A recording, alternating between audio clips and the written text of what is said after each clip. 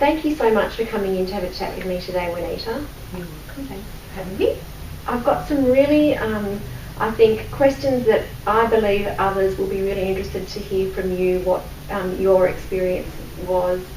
First of all, prior to when you chose to actually have a gastric band, what were some of the lifestyle limitations that you noticed that kind of were part of that lead up to when you thought, alarm bell, I've got to do something about my weight? My first one was going to the doctors and having family history checked. There was the diabetes, heart problems and everything like that. And I decided then I didn't want to take any medication. And the scary one was sleep apnea, which I found out I had, and was waking up or stopped breathing 80 times a night. That was my biggest and scariest thing. Then that's when I decided to come and see you. And it came twice, and on my second visit it was, yes, I'm going to do it. I didn't want to end up having a heart attack before 50 or living on insulin or any kind of medication. Absolutely, and the medical conditions, I think, first and foremost, those are the things that we really need to consider. So the sleep apnea was obviously the dominant issue for you. Very much so. And obviously family history was really important. What about from a quality of life point of view, leading an active lifestyle with family, with children? Was there anything that was actually that you felt that you were being prevented from being a part of in family life at that stage? Trying to keep up with them, even like going on holidays, going on the rides, or trying to run after them, losing my breath. I was frightened of getting too big that I couldn't sit on a plane seat, with my kids to travel, all those kind of things. And I think those are kind of really important everyday fears that we take for granted so much in terms of how we live our lives, that we don't actually think about what it would be like for someone who is compromised to sit in a economy seat on an aircraft. Those are things that we don't think about. What about the things like tying your own shoelaces? Yes. They're such small things that make a massive difference to how we actually actively lead our lives. Even like, deciding that you wanted to do exercise, but you found that your knees were hurting so much that it became a catch-22. You wouldn't do it because your knees were going to hurt, but you wanted to do it. It just was a vicious cycle. And what about from a lifestyle point of view, from an eating and nutritional point of view? What were some of the things that you felt were major issues for you, or significant moments where you felt you'd let yourself down? Did you see yourself as an emotional eater, or just fast-paced lifestyle of making poor choices? Probably all of it, actually, a little bit of both. Rushing to eat dinner before we had something on. Growing up, make sure that you ate everything that was on your plate. So, all of it probably put together, not just one thing. You don't realise until later on, when you change your whole habit of what you eat, how much you eat, slow down. You can eat later on if you only want a little plate now. The whole lot put together, I think. It wasn't just one particular thing. Wasn't probably an emotional eater though. Okay. But portion size. It was a big plate. Yeah. And you ate the whole plate. You didn't want to leave anything. And that comes from that whole era of being, post-war depression, that eat everything on your plate but you're not allowed dessert. Those kind of attitudes were instilled in so many people that it caused issues if there wasn't adequate, energy output to cope with the volume of food that we were actually consuming. Yeah, and even like having European in-laws, it was, you finished that plate, the next plate was, ready for you to eat. They pushed food upon you, and you didn't want to feel rude by not eating that. Yeah, for sure. So tell me about some of the things that you have felt have been significant for you. Probably actually, if we can go back a little bit, let's talk about what it was like for you to go through the surgical process, and how did you find that, the actual having surgery, going through working with the team. Do you remember what that was like? I know it's a while ago. The team were great, very supportive, lots of information, what to expect when you woke up. I found it very easy actually. I woke up to no pain at all. I got up and walked around, and went home the next day. At home I just made sure I did a little bit of walking each day, just to kind of keep the blood flowing and everything like that. Probably the hardest was learning to go from like liquids into mashed, and then then to start to get into the normal food. Progressing back to normal diet. Yes. Yeah. And did you find that you started to automatically want to make more healthier food choices? Did it change your approach to food? Definitely, yes. No fatty foods I found, like that would actually make me feel sick. So I cut all that out and just went for the more healthy, salads, chicken, fish. I didn't eat a lot of steak. I just found like healthy straight away. And how long after surgery did you find that you had an improvement in your sleep apnea?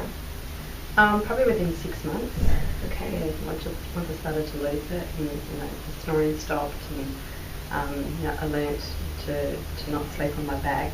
And again, I suppose being bigger, you've got your tongue muscle and everything just drops back, and all those kind of things.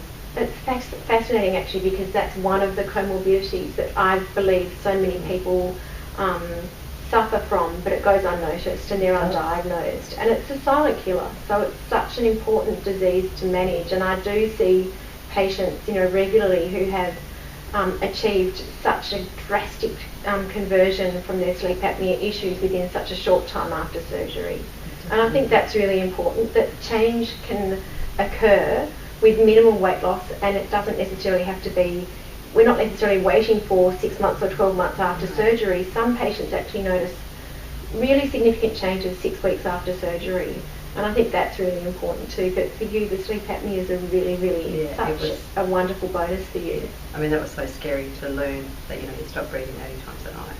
Frightening. And then to think, like, you go to work, you drive the car, anything could happen in that time that you're awake. And you don't realise. So tell me about some of the positive lifestyle benefits that you feel have been the most significant that have changed your life since surgery.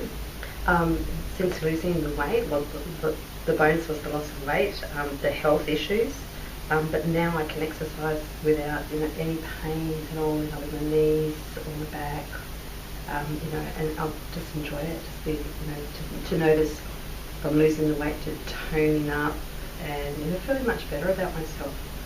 So that's a great self-esteem benefit. Yes. But you're also leading an incredibly active lifestyle. Tell me about some of the things that you actually get involved with now that you would never have done before. I am now, yes. I train 5 days a week.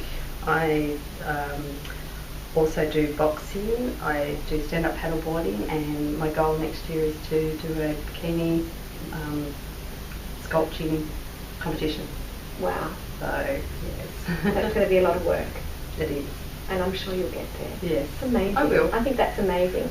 And to think that's something that had you ever dreamt about doing something like that? Never thought I could do it. Wow. So what was actually that one motivating thing that made you think, okay, I've had all this weight loss, I can do all these things now. How did that then become your goal?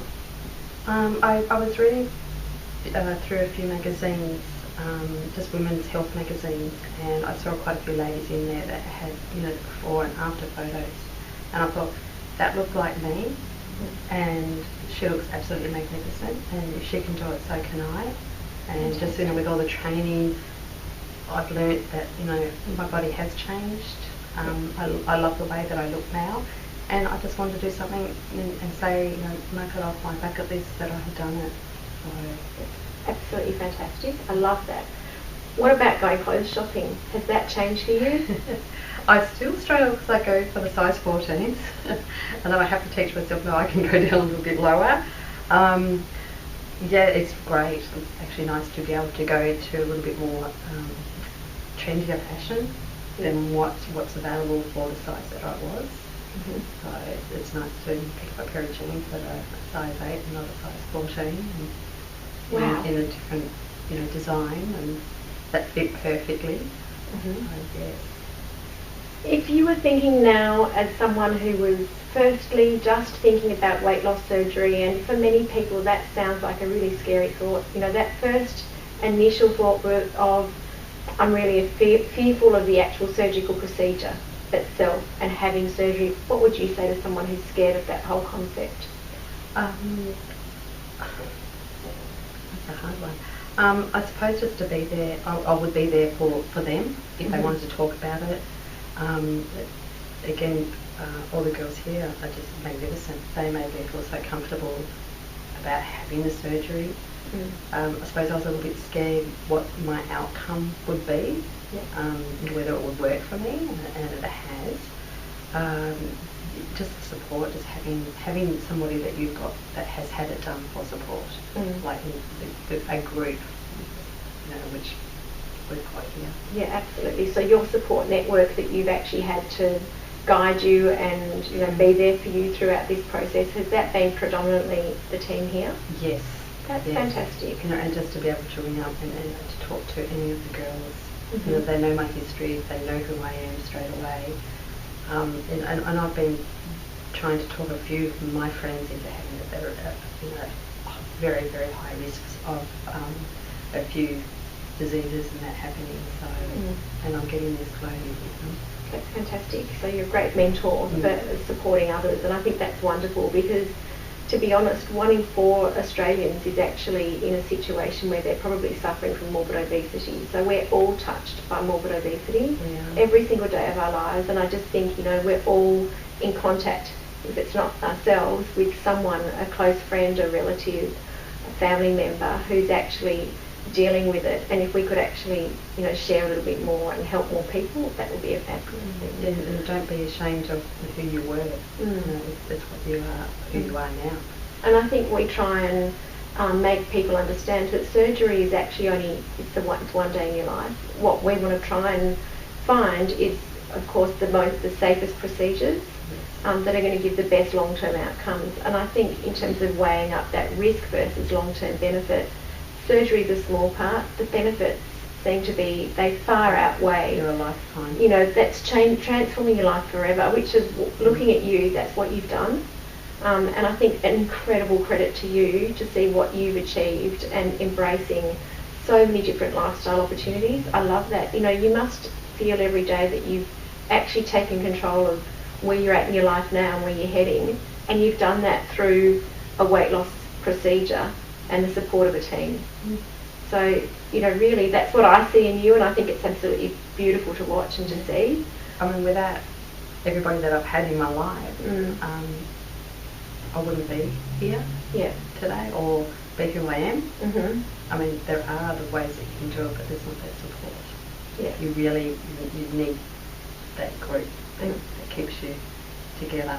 Yeah, definitely. And knowing that you can always pick up the phone and talk to someone no matter what, I think is so important.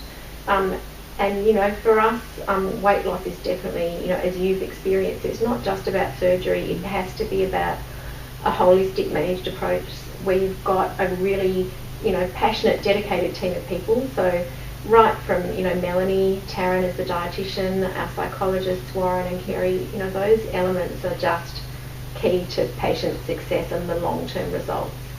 And I think it's really important to connect and to have that drive to say to yourself, well, okay, I've done the surgery, now I'm going to commit to making a difference to my life and work with that team. And that's what I'd like to see more people embrace in the way that you have. And if I could, share your story, I guess, as a role model for that whole choosing to transform your life and take on board new goals, new challenges, and how you've actually achieved so much already. I mean, I even think, the idea of actually getting up on a stand-up paddleboard, wow, that's fantastic. That takes a lot of courage. And in a bikini as well. Bikini, yay. Because I never would have done before. I think you are, a role model for others who are still, who need to seriously think about how they can change their lives. And we'd love to be able to see that happen for many more people. And congratulations to you, because I love watching your progress and still love watching your progress and what's next for you. I also have to say that I know that when you do have weight loss, a lot of our patients do experience some loss of volume from a skin tone point of view, and sometimes that can be facial loss of volume, and there are things that we can do, and that's part of the expansion of what we've included here for patients. And I think that really helps self-esteem. Oh, most definitely. How you present to the world and how you look every day, what could be more important, and how you feel about yourself. So am I allowed to say that you've had the opportunity of seeing Michelle, our injectable nurse, yes, to do, it's she's such a, I think, a brilliant injector, because her whole philosophy is to enhance, not to change your appearance, but to enhance the way you look. And she's a perfectionist too. Yeah, she's amazing. She's got a great eye for symmetry. Yes. And I love that you look natural, you look fresh. It's just given you a new lease on life, I think. I think it looks great for you. Oh, I feel fantastic.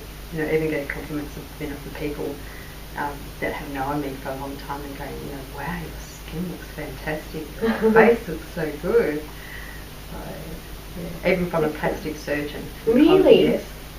That's so lovely. Mm-hmm. Awesome. Well, thank you very much for allowing me to have this opportunity to expose your story and to share it with others. It's an absolute pleasure, and congratulations on everything you've achieved. Thank you, Felicity. Thank you.